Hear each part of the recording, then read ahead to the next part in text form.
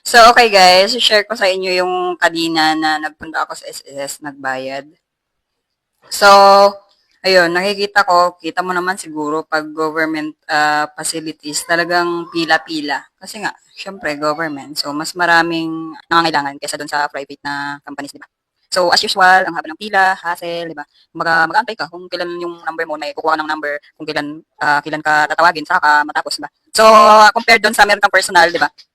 Syempre, advantage doon, licensed professional yung sasama sa'yo or mag-aasikaso para sa'yo, di ba? And unlike sa, yun, sa SSS nga, ikaw mismo yung pupunta doon, hassle. Pag nagkaroon ng claims yung pamilya mo, hassle din, di ba? So, base doon sa natanong ko, death claim, around 20,000 or 40,000, siguro maliit lang yung contribution niya or bata pa yung nawala. Inabot pa daw ng 15 days bago nakuha yung death claim. Kumbaga nalibing na yung pamilya nila bago nakuha yung death claim. Pero versus, I'm not against the SSS, meron din ako nun. And then, ang difference lang doon, ang advantage doon, pag meron ka personal life insurance na may retirement plan na kasama, unang-una, syempre may personal advisor ka.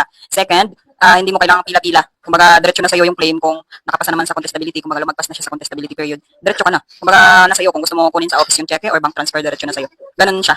Kaganda. Kumbaga, nasa iyo, pwede mong i-personalize na, ganito yung gusto kong magiging pension. So, gagawan ka namin ng plan na patok doon sa gusto mong pension. Kasi unlike sa SSS, pag natural na empleyado ka lang, ano ka lang, kung base sa, ang computation doon is base sa sinasahod mo, di ba? Pag private companies ka.